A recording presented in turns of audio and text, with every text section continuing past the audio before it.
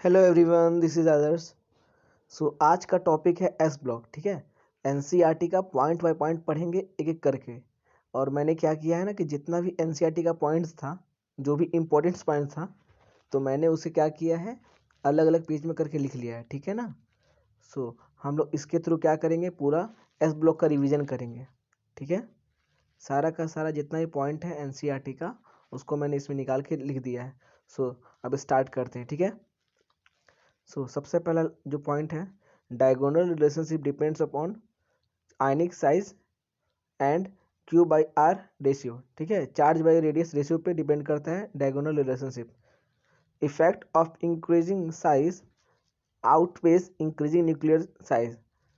Outer most electron very well screen from nuclear charge. ठीक है ना।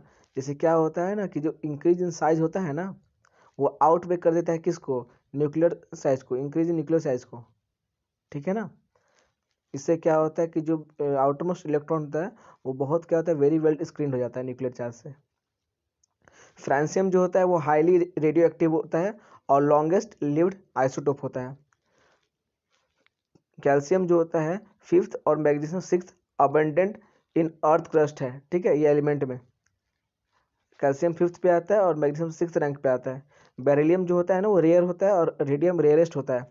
Lithium salts are mostly hydrated. LiCl.2s2 ध्यान रखना। ठीक है। एल्कली मेटल सिल्वरी वाइट होता है। ठीक है ना। Alkali metal silvery light white होता है। ठीक है। और एल्कली मेटल जो होता है ना वो इम्पार्ट करता है colour to an oxidising flame. ठीक है ना। और ऑक्सीडाइजिंग फ्लेम भी देता है जिसके कारण कलर उसमें आता है। जैसे कि लिथियम होता है क्रिम्सन रेड देता है, सोडियम देता है येलो, पोटाशियम देता है वायलेट कलर, रुबिडियम देता है रेड वायलेट, सीजियम देता है blue. Alkali metal determined by flame photometry और एटॉमिक एब्जॉर्प्शन स्पेक्ट्रोस्कोपी। ठीक है, ये पॉइंट ध्यान रखना। और मेल्टिंग पॉइंट बॉइलिंग पॉइंट जो होता है ना, वो डाउन द ग्रुप जाने पे वो घटता है। ठीक है। सीजियम और पोटेशियम जो होता है उसका यूज किया जाता है हम लोग as a electrode in photoelectric cells में। एल्कली मेटल्स जो होता है ना वो बहुत वाइगरसली बर्न होता है जब ऑक्सीजन कॉन्टैक्ट में आता है। ठीक है, और ऑक्साइड का फॉर्मेशन करता है। जैसे लिथियम होता है वो मोनोऑक्साइड का फॉर्मेशन करता है, सोडियम पेरोक्साइड का फॉर्मेशन करता है, और उसके अलावा जितने भी हैं जैसे पोटाशियम रुबिडियम सीजियम, ये सब सुपर ऑक्साइड का फॉर्मेशन करता है। इसीलिए इतना ज़्यादा ये वायरसली एक्टिव होता है। ठीक है ना, रिएक्ट करता है। इसलिए एल्कली मेटल को हम लोग किरोसिन में रखते हैं। Reaction of lithium with water is less vigorous than sodium because of its small size and high very high hydration energy. ठीक है ना। सुपर ऑक्साइड जो होता है वो स्टेबल, मतलब क्या होता है ना कि स्टेबल जो होता है सुपर ऑक्साइड, वो बस बड़े साइज के केटाइंस के लिए होता है। ठीक है, जैसे पोटेशियम रुबिडियम सीजियम। जितने बड़े साइज के होंगे केटाइंस, उसके लिए ही सुपर ऑक्साइड जो होता है वो स्टेबल होता है। अब alkali metal hydride at 673 but lithium hydride at 173 kelvin. ठीक है, जब भी एल्कली मेटल का हाइड्राइड बनता है ना वो 673 केल्विन में बन जाता है, लेकिन लिथियम का अगर हाइड्राइड आपको बनाना हो तो उसके लिए आपको 173 केल्विन टेम्परेचर की जरूरत पड़ेगा। All alkali metal hydrides are ionic solids with high melting point. ठीक है, जितने भी एल्कली मेटल हाइड्राइड्स हैं वो आयनिक होते हैं, ionic solids with high melting point. Alkali metal halides are ionic except lithium halides. ठीक है, लिथियम हाइलाइड जो होता है ना वो आयनिक नहीं होता है, वो कोवेलेंट होता है। क्यों होता है, क्योंकि उसका पोलराइजेशन बहुत ज़्यादा हाई होता है लिथियम आयन का। और जो पोलराइजेशन किसको कहते हैं, देखो, जो डिस्टॉर्शन होता है ना इलेक्ट्रॉन क्लाउड का of an ion by cation, उसको बोलते हैं हम लोग पोलराइजेशन।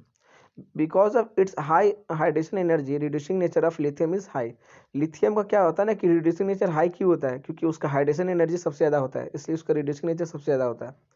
डीप ब्लू सॉल्यूशन जो आता है वो मतलब अल्कली मेटल का जब अमोनियम डालते हो वो अम्यूनेटेड इलेक्ट्रॉन के कारण आता है। ठीक है ना। अगर कॉन्सेंट्रेटेड सोल्यूशन रहेगा तो ब्लू कलर जो होता है वो चेंज हो जाता है ब्रॉन्ज कलर में और डायमैग्नेटिक हो जाता है। ठीक है। लिक्विड सोडियम मेटल जो होता है ना उसका यूज किया जाता है फास्ट ब्रीडर न्यूक्लियर में एज अ कूलेंट। ठीक है। लिथियम आयोडाइड जो होता है वो मोस्ट कोवलेंट अमॉन्ग हेलाइट्स होता है, मतलब कि जितना लिथियम का हेलाइट्स होता है ना उसमें अगर देखोगे तो लिथियम आयोडाइड जो होता है वो मोस्ट कोवलेंट होता है।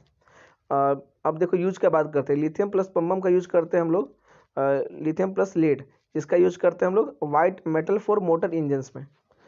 लिथियम प्लस एल्युमिनियम का यूज करते हैं एयरक्राफ्ट पार्ट्स में, क्योंकि एल्युमिनियम भी बहुत हल्का होता है तो इसका यूज किया जाता है एयरक्राफ्ट बनाने में, ठीक है। लिथियम प्लस मैग्नीशियम का यूज करते हैं आर्मर प्लेट्स बनाने में। लिथियम का यूज किया जाता है थर्मोन्यूक्लियर रिएक्शन में और इलेक्ट्रोकेमिकल सेल्स में भी, ठीक है।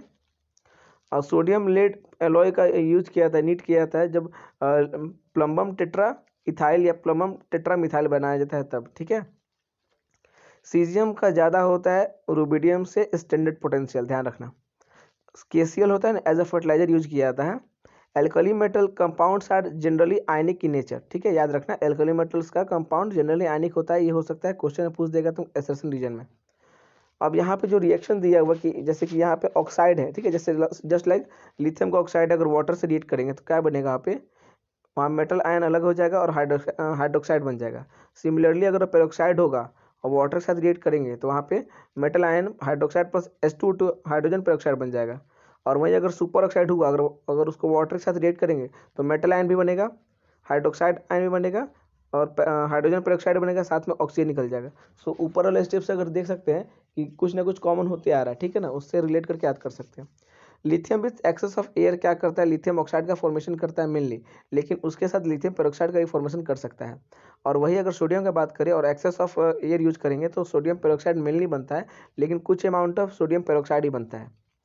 अब यहाँ जैसे लिखा हुआ है कि इंक्रीजिंग स्टेबिलिटी ऑफ पेरोक्साइड और superoxide is due to stabilisation of large anion by large cation by lattice effect, ठीक है। जैसे मैंने बताया था ना कि जब भी पेरोक्साइड जो होता है, ठीक है, सुपर ऑक्साइड होता है, वो तभी स्टेबल होगा जब उसका केटायन का साइज बहुत ज़्यादा बड़ा होगा, ठीक है ना, वही ये लिखा हुआ है।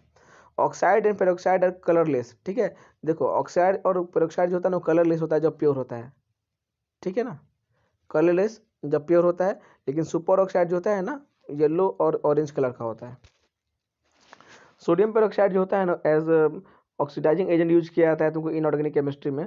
और पोटेशियम पेरोक्साइड जो होता है उसमें एक अनपेड इलेक्ट्रॉन होता है, ठीक है ना, πs2p मॉलिक्यूलर ऑर्बिटल में। ये बहुत इंपॉर्टेंट लाइन है, ध्यान रखना, नीट में क्वेश्चन आ सकता है। Alkali metal hydroxides are strongest of all bases, ठीक है, याद रखना। एल्कलाइन अर्थ मेटल से भी ज़्यादा स्ट्रॉन्गर होता है ये।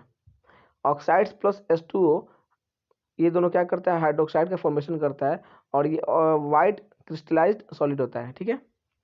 Alkali metal hydroxide freely dissolve in water with evolution much heat on account of intense hydration, ठीक है। जब भी एल्कली मेटल के हाइड्रोक्साइड को तुम क्या करोगे, डिजॉल्व करोगे वाटर में ना, तो बहुत ज़्यादा हीट रिलीज होता है, ठीक है। Alkali metal halides colourless high melting point का होता है। और इंथैल्पी ऑफ जो फॉर्मेशन होता है वो always become less negative from fluoride to iodide, ठीक है। फ्लोराइड से आयोडाइड की तरफ जाओगे तो इंथैल्पी ऑफ फॉर्मेशन वो लेस निगेटिव होते जाता है। अब मेल्टिंग पॉइंट बॉइलिंग पॉइंट जो होता है उसका ऑर्डर ये है, सबसे ज़्यादा फ्लोराइड्स का, फिर क्लोराइड, फिर ब्रोमाइड, फिर आयोडाइड का होता है, ठीक है। All halides are soluble in water, ठीक है। अब ये देखो ये वाला लाइन से क्वेश्चन नीट में आ चुका है 2022 में। लिथियम फ्लोराइड जो होता है ना इसका सॉल्युबिलिटी लो क्यों होता है, क्योंकि इसका हाइड्रेशन हाई लेटिस एनर्जी होता है, ठीक है। और सीजियम आयोडाइड का सोलिबिलिटी लो क्यों होता है, क्योंकि इसका हाइड्रेशन एनर्जी बहुत ज़्यादा कम होता है, ठीक है। और लिथियम क्लोराइड जो होता है ना सोल्यूबल होता है तुमको पेरिडीन में भी, ठीक है, ध्यान रखना। अब वही लिथियम हाइड्रोजन बाइकार्बोनेट जो होता है या लिथियम हाइड्रोजन कार्बोनेट होता है, ठीक है, वो क्या होता है ना कि सॉलिड में एग्जिस्ट नहीं करता है वो, except lithium LiCl.2H2 other metal chlorides don't form hydrate, ठीक है। बस यही एक मेटल क्लोराइड है जो कि तुमको हाइड्रेट का फॉर्मेशन करता है, LiCl.2H2। Lithium form no ethynide on reaction with ethyne, ethyne के साथ रिएक्शन करने पर लिथियम कोई भी तुमको इथेनाइड का फॉर्मेशन नहीं करता है। Lithium fluoride and lithium oxides are comparatively much less soluble in water, ध्यान रखना, ठीक है, क्योंकि इसका लेटेस्ट एनर्जी बहुत ज़्यादा हाई हो जाता है इसलिए। लिथियम का साइज ज़्यादा बड़ा होता है, आयनिक साइज बड़ा होता है मैग्नीशियम का, और मैग्नीशियम का एटॉमिक साइज बड़ा होता है लिथियम से, लेकिन दोनों कंपेरेबल होता है। लेकिन ध्यान रखना कि लिथियम का आयनिक साइज ज़्यादा बड़ा होगा और एटॉमिक साइज की बात करेंगे तो मैग्नीशियम का ज़्यादा बड़ा होता है। Magnesium is lighter in group 2, हाँ, क्योंकि लाइटर होता है, ठीक है, ग्रुप में। अगर इसका मेल्टिंग पॉइंट भी देखोगे तो सबसे कम होता है, बॉइलिंग पॉइंट भी देखोगे तो सबसे कम होता है, ठीक है। सोडियम कार्बन .2NH2 इस सॉलिड प्रोसेस में बनता है, ठीक है ना, यूज किया जाता है इसको। In solid process calcium chloride जो होता है CaCl2 बाई प्रोडक्ट के रूप में निकलता है, ठीक है। LiCl2.2H2O एंड MgCl2.H2O डेलिगेशन होता है, ठीक है ना, ये दोनों देख लेना, लिथियम का क्लोराइड प्लस 2H2O और मैग्नीशियम क्लोराइड डॉट 8H2O डेलिकेसेंट होता है, ठीक है। अब वहाँ लिखा हुआ है सोडियम बाइकार्बोनेट जो होता है ना लेस सॉल्युबल होता है, ध्यान रखना। पोटासियम बाइकार्बोनेट जो होता है ना वो मोर सॉल्युबल होता है, इसलिए हम लोग उसको सॉल्वेबल प्रोसेस यूज नहीं करते हैं, ठीक है ना। लेकिन सोडियम बाइकार्बोनेट लेस सॉल्युबल होता है, इसलिए हम लोग सॉल्वेबल प्रोसेस उसको यूज कर पाते हैं। अब CaCl2 जो होता है कैल्शियम क्लोराइड, वो भी तुमको डेलिकेसेंट होता है। Crystal of sodium hydroxides are deliquescent, ठीक है ना। सोडियम हाइड्रोक्साइड का जो क्रिस्टल होता है वो भी डेलिकेसेंट होता है। देखो वहाँ लिखा हुआ है ना कि पोटेशियम बाइकार्बोनेट का ज़्यादा सॉल्युबिलिटी होता है तुमको सोडियम बाइकार्बोनेट से, इसलिए सॉल्युबल प्रोसेस में हम लोग तुमको सोडियम बाइकार्बोनेट यूज करते हैं क्योंकि वो कम सॉल्युबल होता है, ठीक है ना। और वही अगर हम लोग पोटेशियम बाइकार्बोनेट यूज कर देंगे तो जल्दी सॉल्युबल हो जाएगा, तो हम लोग को डिजायर प्रोडक्ट या नहीं मिलेगा, ठीक है ना, या बाई प्रोडक्ट भी ढंग से नहीं आएगा। वॉशिंग सोडा होता है ना, उसको लेबोरेटरी रिएजेंट के रूप में हम लोग यूज करते हैं, ठीक है ना, बोथ क्वालिटेटिव और क्वालिटेटिव एनालिसिस में। क्रूड NaCl जो होता है, इसका क्वेश्चन नीट में आ चुका है। क्रूड NaCl में क्या क्या होता है, तो याद रखो, सोडियम का सल्फेट, कैल्शियम का सल्फेट, कैल्शियम का क्लोराइड, मैग्नीशियम क्लोराइड, ठीक है। Solubility of NaCl does not increases appreciably with increase in temperature, ठीक है ना। मान के चलो कि NaCl अगर अगर चाहते हो उसका सॉल्युबिलिटी बढ़ाना है, तो अगर टेम्परेचर बढ़ाओगे तो उससे उसका उस पर कोई फर्क नहीं पड़ेगा, ठीक है ना, सॉल्युबिलिटी उसका कुछ नहीं बढ़ेगा एप्रिसिबली। कैसनर कैनल सेल में क्या होता है कि मर्करी कैथोड होता है और कार्बन एनोड होता है, ध्यान रखना। कैसनर कैनल में मर्करी कैथोड होता है और कार्बन एनोड होता है। In purification of bauxite petroleum refining preparation of fat and oil sodium hydroxide is use, ठीक है। सोडियम हाइड्रोक्साइड का यूज कहाँ का किया जाता है, पेट्रोलियम की रिफाइनिंग में, प्योरिफिकेशन ऑफ बॉक्साइड में, ठीक है, और preparation of fats and oils में यूज किया जाता है सोडियम हाइड्रोक्साइड को। सोडियम बाइकार्बोनेट जो होता है mild antiseptic for skin infection, ठीक है। सोडियम बाइकार्बोनेट का यूज करते हैं कहाँ, एक माइल्ड एंटीसेप्टिक के रूप में इन स्किन इन्फेक्शन में, और प्लस ये फायर एक्सटिंग्विशर में भी यूज होता है, ठीक है, सोडियम बाइकार्बोनेट। सोडियम जो होता है ना एक्स्ट्रा सेलुलर में ज़्यादा प्रेजेंट होता है। अगर ब्लड प्लाज्मा की बात करोगे तो सोडियम सबसे ज़्यादा प्रेजेंट होता है विथ रिस्पेक्ट टू पोटेशियम की बात करें। लेकिन अगर ब्लड में बात करोगे RBC में, तो पोटेशियम का क्वांटिटी ज़्यादा होता है सोडियम का। और सोडियम पोटेशियम जो पंप होता है ना, वो 1/3 ATP यूज करता है किसी भी रेस्टिंग एनिमल का, और पर डे कम से कम 15 kg पर डे ATP का यूज किया जाता है इसके थ्रू, सोडियम पोटेशियम पंप के थ्रू। अब बात करते हैं ग्रुप 2 का, ठीक है ना, एल्कलाइन अर्थ मेटल का। सो बेरिलियम को छोड़ करके बाकी सारे के सारे एल्कलाइन अर्थ मेटल होते हैं, ठीक है ना। बेरिलियम एल्कलाइन अर्थ मेटल नहीं है। मेल्टिंग पॉइंट का बात करोगे तो बस ध्यान रखना कि डाउन द ग्रुप जाने पे मेल्टिंग पॉइंट घटता है। बस क्या करना है, मैग्नीशियम का सबसे मतलब कम होता है मेल्टिंग पॉइंट, तो उसको सबसे लास्ट में कर देना है, ठीक है, देख रहे हो ना, सबसे कम है मैग्नीशियम का। और वही बॉइलिंग पॉइंट का बात करोगे तो सेम वही ट्रेंड फॉलो करना था, लेकिन ध्यान रखो यहाँ पे क्या हो रहा है कि बेरिलियम के जस्ट बाद बेरियम रेडियम आ जा रहा है, ठीक है ना। और नीचे में देखो, मेल्टिंग पॉइंट है, बॉइलिंग पॉइंट हो, मैग्नीशियम सबसे लास्ट में रहेगा और बेरिलियम सबसे पहले रहेगा। सो पहला वाला केस तो ईजी है कि मेल्टिंग पॉइंट जब पूछेगा तो मैग्नीशियम को लास्ट में कर दो, और बाकी डाउन द ग्रुप घटता है तो उसके अरेंज में उसको सेट कर दो। सेकंड बॉइलिंग के पॉइंट में तुमको थोड़ा याद करना पड़ेगा, कैसे याद रखोगे, देखो, बेरिलियम पहले रखना है, मैग्नीशियम लास्ट में रखना है। अब बाद में तुमको बेरियम रेडियम और कैल्शियम का याद करना है ना, तो देखो मैंने वहाँ पे ट्रिक लिखा है छोटा सा, बराक मामा, जैसे कि जो फॉर्मर प्रेसिडेंट थे जो अमेरिका के, बराक ओबामा, उसी के नाम पे मैंने यहाँ पे बराक मामा लिख दिया है, ठीक है। बराक मामा याद रखना, बेरिलियम पहले रहेगा, मैग्नीशियम बाद में, उसका बराक कर देना, BARAC कर देना, ठीक है।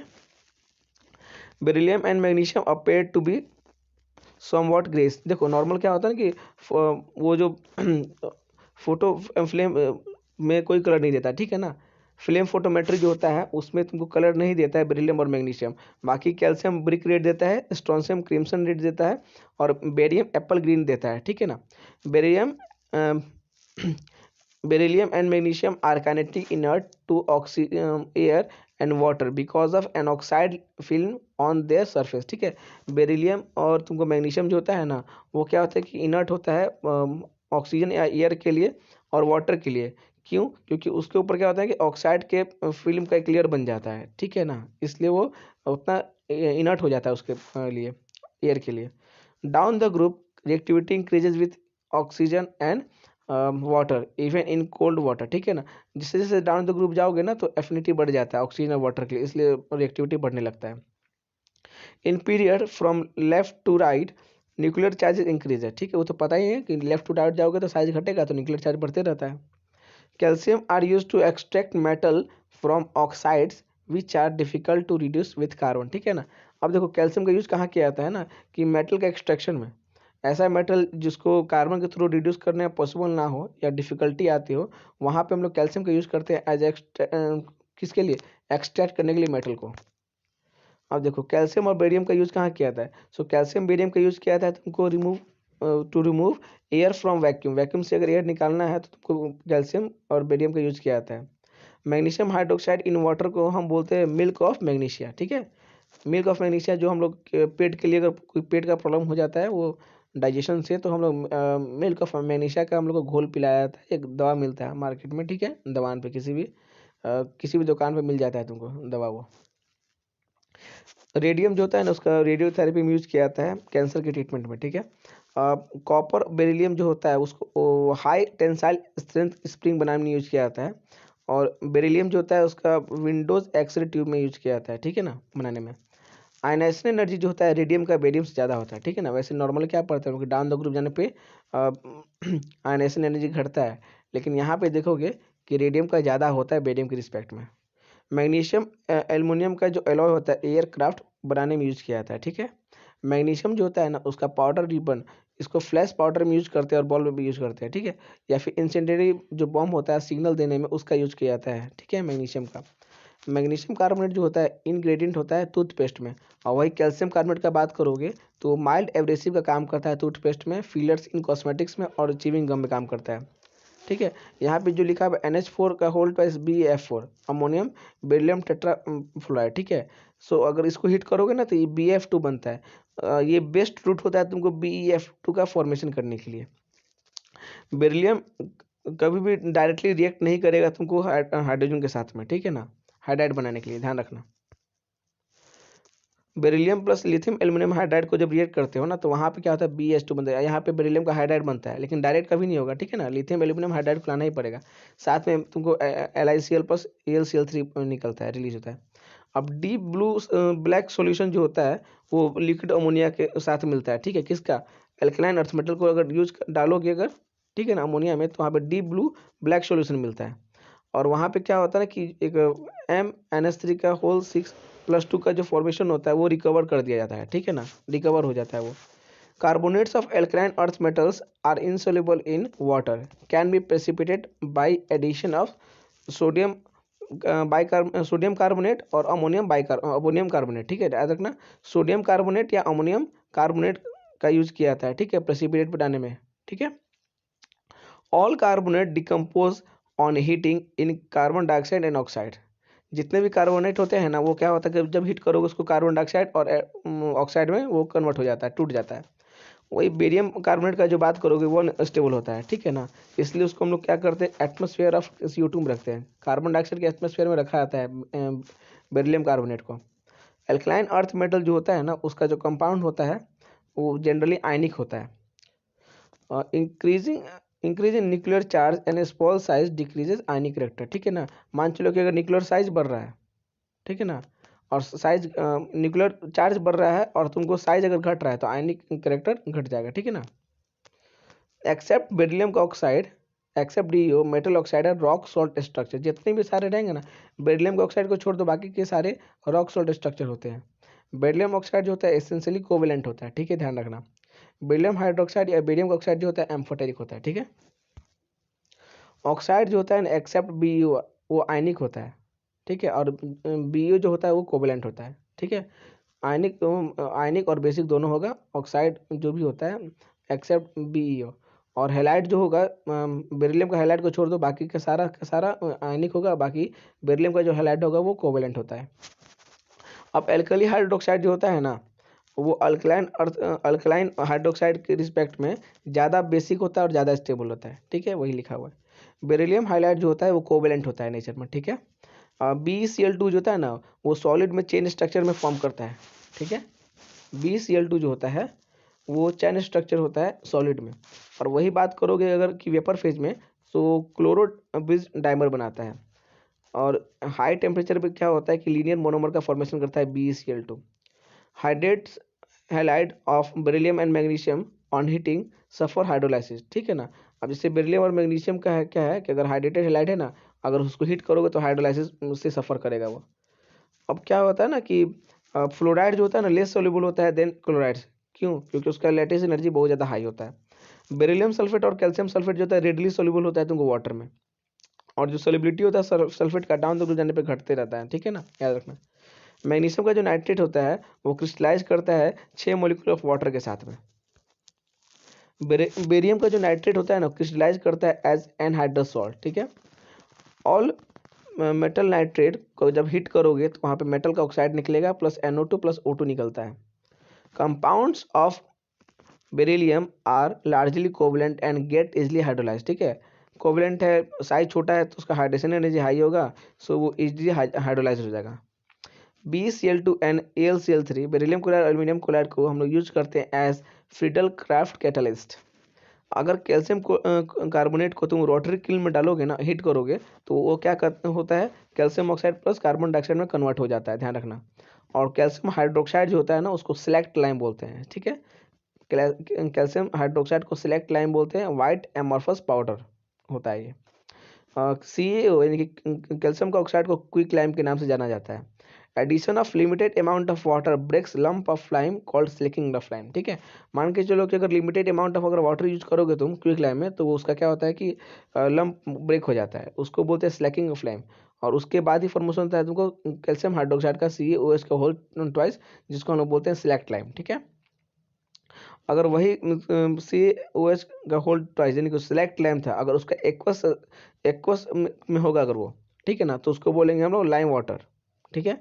और वही अगर अगर एक्वस के जगह वाटर अगर शो कर दे, suspension of calcium hydroxide in water, तो वो हो जाएगा मिल्क ऑफ लाइम, ठीक है। क्विक लाइम और प्लस सोडा को जब ऐड करोगे तो सोडा लाइम बनता है। और चीपेस्ट फॉर्म ऑफ एल्कली जो होता है वो कैल्शियम ऑक्साइड होता है। बात करते हैं ब्लीचिंग पाउडर कंस्टिट्यूएंट का, तो CaOCl का होल ट्वाइस, ठीक है ना, CaOCl का होल ट्वाइस ब्लीचिंग पाउडर का कंस्टिट्यूएंट होता है।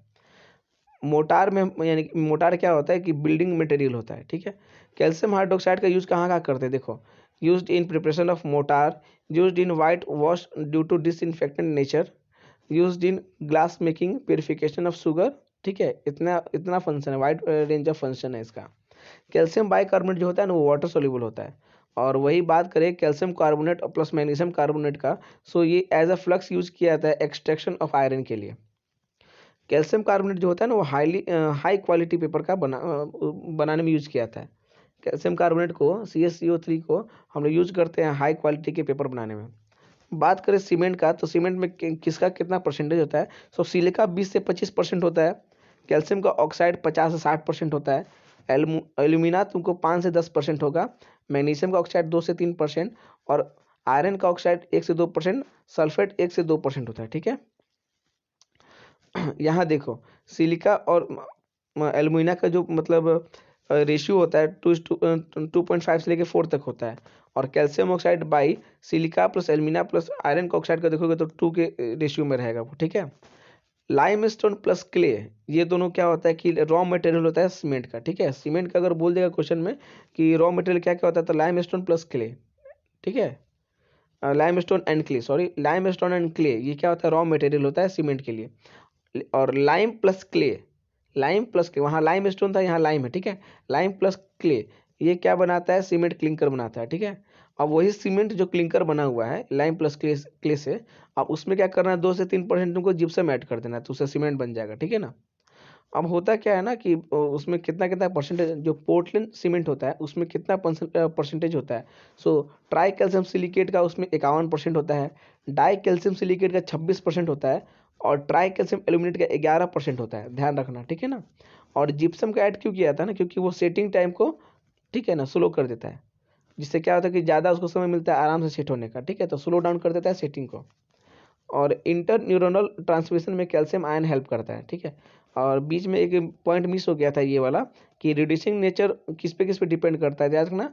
एक ट्रिक मैंने बना दिया, HIS ही से बना दिया है, S से हाइड्रेशन, I से आयनाइजेशन, S से सब्लिमेशन, इस पे डिपेंड करता है रिड्यूसिंग नेचर, ठीक है। और जो डीप ब्लू कलर जो होता है ना वो कहाँ से आता है, ठीक है, एनायन से आता है। जब अमोनेटेड सॉल्यूशन में डालते हैं किसी भी मेटल को, सो वहाँ से जो डीप ब्लू कलर आता है वहाँ वो आता है एनायन के कारण। लेकिन अगर बोलेगा कि कंडक्टिविटी कहाँ से आता है उस पूरे सॉल्यूशन का, so both cation and anion दोनों की तरफ से दोनों के कारण आता है कंडक्टिविटी, ठीक है। सो ये रहा पूरा का पूरा एस ब्लॉक, जा करके तुम चेक कर सकते हो, इससे ज़्यादा नहीं है। अगर 2-4 पॉइंट मिस भी रहा होगा तो एक बार बुक जब पढ़ोगे तो सारा का सारा क्लियर हो जाएगा, लेकिन पूरा मैंने एनसीईआरटी का जो डिट्टो था वो बता दिया है। Thank you. Like share subscribe कर देना, मेहनत बहुत लगता है वीडियो बनाने में, सो प्लीज़ ट्राई करना शेयर करने का, ठीक है। Thank you. और अगले टॉपिक में हम लोग देखते हैं ग्रुप 13-14 जो पी ब्लॉक स्टार्ट कर देंगे हम लोग।